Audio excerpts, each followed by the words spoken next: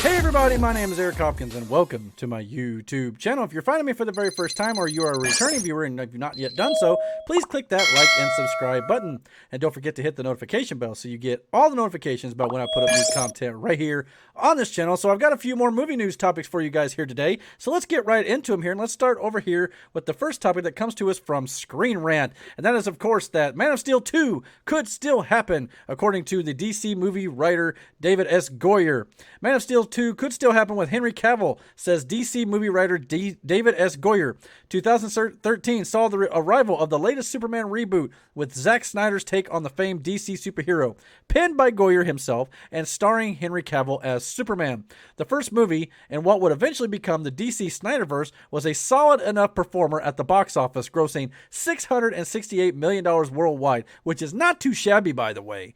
I know a lot of DC execs thought it was a little bit disappointing, but that's not too shabby for the first film in a series or a franchise. So, you know, don't knock it.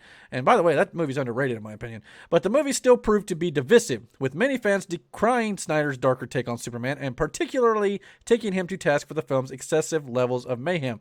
I love the mayhem. I'm sorry. And of course, the darker take, I mean, it wasn't going to be Christopher Reeves, so I think y'all just need to let that part go. Cavill's Superman would, of course, return for Batman vs. Superman, Dawn of Justice, and Justice League, both of which would divide fans again, but for completely different reasons.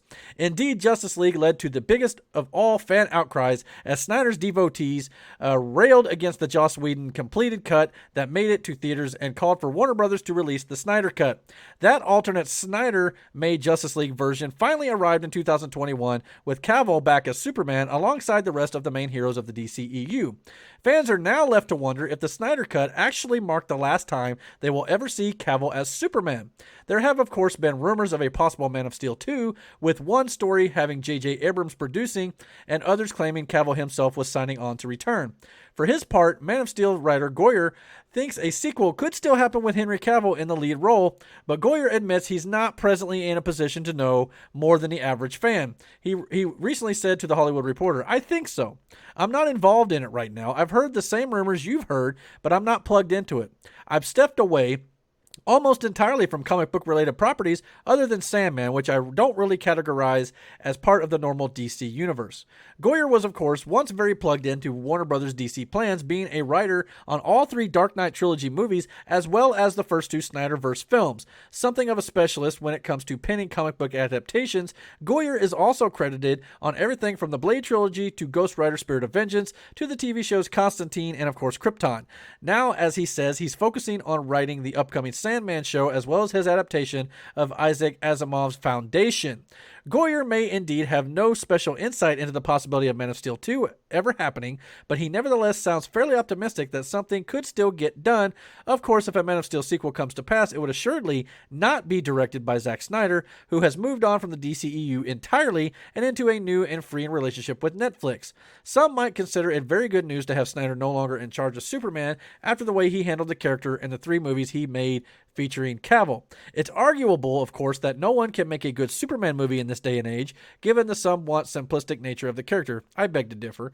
Dark Superman, for the most part, didn't work, and it's also a fair question whether today's more serious-minded comic book audiences would take to a Superman closer to Richard Donner's lighthearted 1978 movie, starring Christopher Reeve.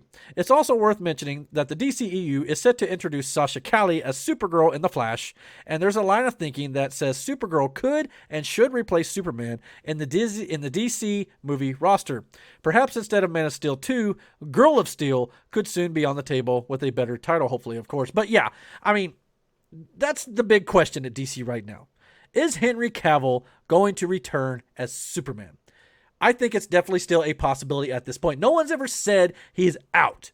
I mean, there's been obviously talk about he's out because all the stuff we've heard about a Black Superman movie being made by J.J. Abrams, which is going to be Kal-El, but they've already said that Superman movie, the Black Superman, will take place on Earth 2, which is not the same timeline as the DCEU, which leaves the door open for Henry Cavill to return as Superman in the DCEU timeline, the Justice League, as you were.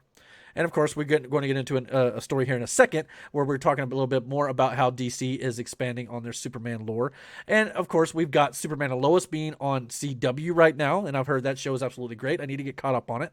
And of course, we had, the stars of Smallville come out and talk recently about how they're possibly going to be doing an animated show or a continuation of the Smallville series in animated form. So Superman is still alive and well in the DC universe here.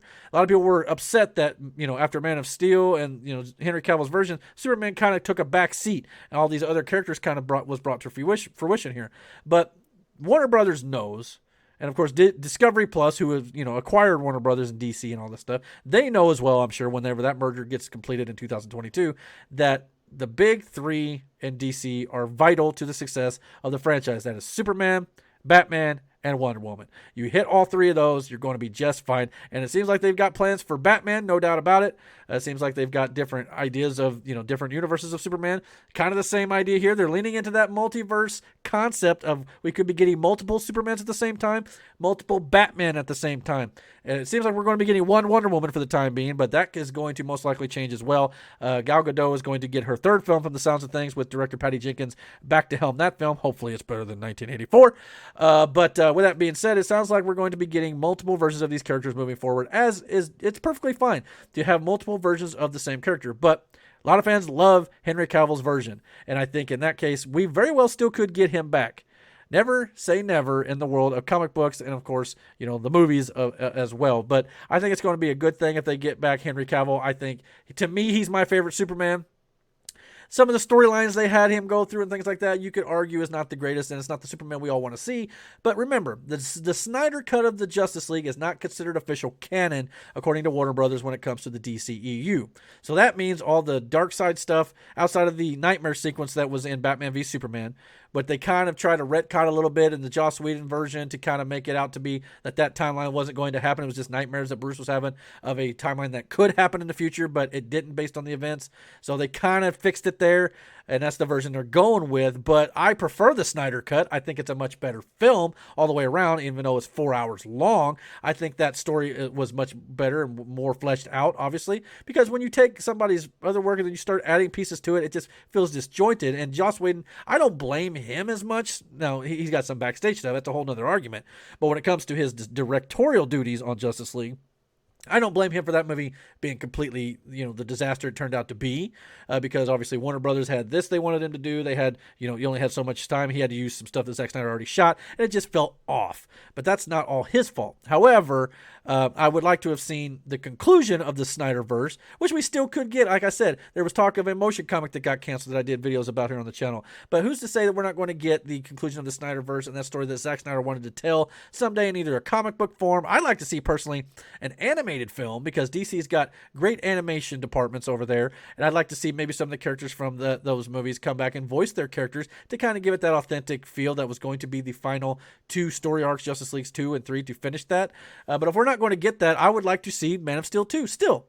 And at the end of the Joss Whedon version of the theatrical cut of Justice League, Superman was starting to become a little more lighthearted, a little more Christopher Reeve-like. So I would like to see Henry Cavill take on that version of Superman and see how he can maybe play it out. I know he said he would like to do it. So I know he's busy with The Witcher and he's got some other stuff going on as well, but I think Henry Cavill would still love to come back and be Superman. And let's hope that they, one of these days mend all these wounds that were created during this whole Justice League debacle. And I'd like to see a Justice League movie coming down the line here after they rebooted the DCEU with the Flash movie, and hopefully we'll get some of this DC universe stuff straightened out, and we'll see where they take it with the multiverse and everything like that that's going to be introduced through the Flash and things like that as well. So I got high hopes for DC. We'll see where they go, and I'm hoping that we're going to see a Man of Steel 2 here soon. Let's move on to the next topic of the day, and that is, of course, going to be coming to us from the Direct. So let's go over here and check out that article. Michael B. Jordan, which is going to be linking into this Man of Steel story here, is considering a Black Superman role for himself, or he's going to be involved with it for HBO Max. Let's check it out here. DC's iconic Man of Steel has suffered from a complicated live-action history that has only worsened in recent years, as we've discussed. Following the release of 2017's Justice League, Henry Cavill seemingly departed the role for good, but again, maybe that's not true. With the mantle open for the theatrical side of things, Tyler Hoechlin continues to lead the successful Superman and Lois series on CW that I mentioned. Recent years also saw Superman Return star Brandon Routh also reprise the role in the CW Network's Crisis on Infinite Earths crossover they did with the Arrowverse. So that was another point we saw Brandon Routh return. So again, Superman's still alive and well. Earlier in the year, it was revealed that Star Wars The Force Awakens director J.J. Abrams will be producing a Superman movie with his production company Bad Robot. The production will see a black actor play Kal-El for the first time, as Abrams searches for a black director to helm the film. So it's going to be a different version of Kal-El that we've not seen before. And I'm perfectly fine with that. Again, if it's not taking place in the DCEU, that's perfectly fine. It's kind of like a multiverse version of the character. Another director's take on this popular superhero, just, different skin color and things like that. So it can bring some interesting storytelling dynamics. There's nothing wrong with that. But Michael B. Jordan is developing his own Black Superman project for HBOMax. An exclusive report from Collider has revealed that Creed star Michael B. Jordan and his production company, Outlier Society, are in early development on a Black Superman limited series for HBOMax. Unlike the J.J. Abrams-produced Black Superman project, though, which will center around Kal-El, Jordan's will center around the Val-Zod iteration of the character, who is black within DC Comics. Collider's source confirmed that Outlier Society has hired a writer for the project, which Jordan will produce and potentially star in. However, he is yet to formally commit to taking the role, so he's at least going to be involved with it, but he may not be starring in the role. So yes, there are two different Black Superman projects going on right now. One of them is based on Kal-El, and one is based on Val-Zod. Now, a lot of people feel like we don't need the Kal-El version of the character, but again, if it's based on a different Earth, I got no problem with seeing somebody else's take on it. I got no problem with that. I also like the idea of introducing this character that I don't know a whole lot about in Val-Zod. So I'm hoping that the HBO Max series that they do here with this particular character, I like the design of the suit too. It's got this silver S and the red background and, a little bit lighter blue, and all this sort of stuff. And the silver cape. I like the look of this character. I want to know more about this. And again, I could do some comic research, obviously, but I'm more of a movie, TV series type of guy, and I want to wait and see what this show brings. And I think Michael B. Jordan, based on the look of the character and some of these comic stills here, he could portray the character very, very well, and he has the look and all things like that. And of course, everybody wanted him to maybe play the Black Superman in the J.J. Abrams movies. It sounds like he's going to be at least be involved in the TV series for Val-Zod, and that to me may have a little bit more interesting, story elements based on the fact that we don't, most audiences don't know a whole lot about Val-Zod. Kal-El, everybody knows about, which is going to give it a little bit of a, controversial feel to it because everybody knows Kal-El wants it to be a certain thing. But again, if it's a multiverse version of the character, as we've seen in Loki, if you've watched that series, there can be multiple versions of characters in different universes that don't even look alike compared to the version that you are used to. So I'm looking forward to seeing all these different multiverse versions of these characters that we all know and love, and to kind of get different takes and different perspectives from different creators, and it could be interesting, and it will keep the comic book genre from becoming stale and people just being like, oh, well, it's another Superman movie. We've seen 4 or 5 of them at this point. When are they going to do something different? They're doing something different, and you guys are getting upset about it. So let's just wait and see what they do. I'm excited to see where this goes, but let's see what happens here. All right, moving on to our final topic of this video. This comes to us also from the Direct, and it involves the Comic-Con at Home convention that happened this last weekend. So let's get into that here, and that is, of course, the fact that Luke Skywalker and Grogu receive a gorgeous official new Star Wars poster. The Mandalorian Season 2 ended on an action-packed finale, capped off by the return of Mark Hamill's Luke Skywalker. The comeback of one of the most iconic figures from the Skywalker saga surprised Star Wars fans around the world, mainly because no one expected that the fan favorite Jedi would return to the small screen. Throughout the show's sophomore run, Pedro Pascal's Din Djarin only had one goal in mind: to bring Grogu back to his people. Season 2 showed Mando's dedication to fulfill this mission, with the character going through a series of planets while also finding unlikely allies along the way, such as Katie Sackhoff's Bo-Katan and Rosario Dawson's Ahsoka Tano. So I'm going to skip down here to this poster. I want you guys to take a look at it real quick before I get into the rest of this here, because I'm going to go through a little bit of some screenshots here as well. So this is the poster that was released. And from the looks of this here, it looks like we get a sneak peek of possibly the future here. Grogu possibly assembling his lightsaber using the Force, and of course Luke holding a yellow kyber crystal, or at least levitating it with the Force. Could Grogu be getting a yellow lightsaber, much like Rey did at the end of the Rise of Skywalker film. So that could be very interesting. Does this also hint at the fact that Star Wars is planning on bringing young Luke back in Mandalorian Season 3? Possibly a young Luke Skywalker series, which I would personally love to see, by the way, on Disney+. Could that be a thing that they're going to end up doing here? And if that's the case, I would love to see it. A young Luke Skywalker series based on this Luke that came back at the end of Mandalorian Season 2? Take my money, Disney+, all day long. I mean, I would love to see this. And not to mention, there was a report that came out. I don't remember the exact deep fake name. If you guys know what a deep fake is, where they take, like this shot here with Luke Skywalker, they hired a guy who did a deep fake, which improved the graphics of the young face model here for, Mark Hamill on the young Skywalker, because obviously Mark Hamill is an older actor, so they had to de-age the character to make him look like the young Luke that we saw after Return of the Jedi. So there's a deep fake person, I believe it was either on YouTube or something like that, who did a deep fake and made it look better than the one that Lucasfilm did. Lucasfilm hired this deep fake artist to join their company. So why would they hire him if they had no plans to bring Luke Skywalker back again? That makes the most sense to me. You go out and get this guy because he did excellent work on his deepfake of Luke Skywalker and made him look perfect. So to me, you go hire that guy, it tells me right away you've got plans to use young Luke Skywalker again. I'm hoping for a young Luke Skywalker, series, because we don't know a whole lot about what happened with Luke Skywalker between the end of Return of the Jedi and the beginning of The Force Awakens, where he has exiled himself after he, failed, Kylo Ren, so to speak, in his mind, and, the Jedi Academy he built, which presumably Grogu is going to be attending, maybe. I mean, granted, it's still about 25 years or so before The Force Awakens, so we don't know exactly when Kylo Ren, burnt down the Academy and things like that, or at least I don't. There may be some canon that introduced what time frame it was, but somewhere in that 25-year time period, we don't know a whole lot about what Luke was doing outside of collecting artifacts and things like that some of the video games have shown him doing.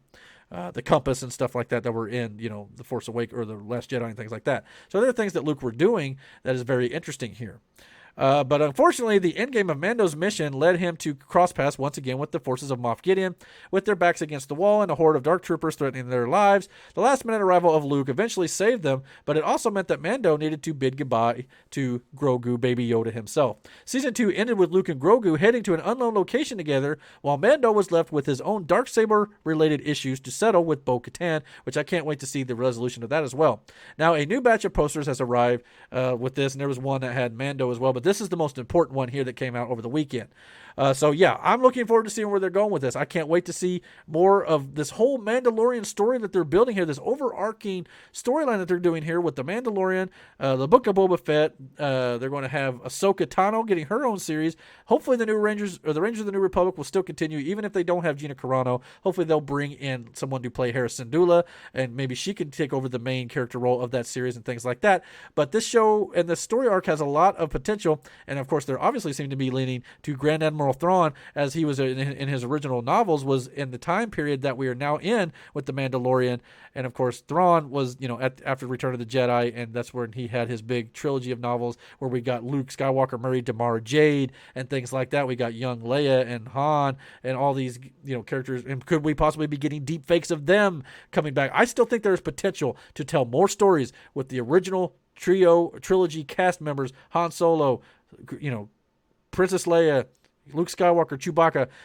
I would think it'd be maybe more prudent to do an animated show set between Return of the Jedi and The Force Awakens. But of course, there's also rumors going around that Jon Favreau and Dave Filoni may be wanting to completely retcon the sequel trilogy out of the main Star Wars timeline and put it in a multiverse, kind of like what Marvel and DC is doing right now. So could that also be a possibility?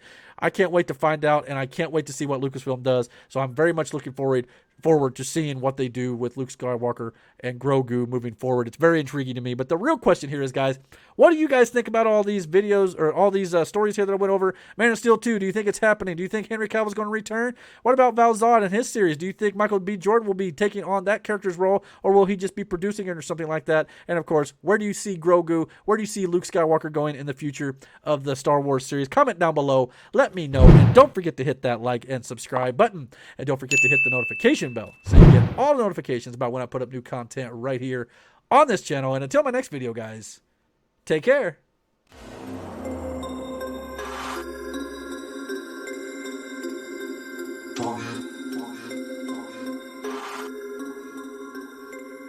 We about to turn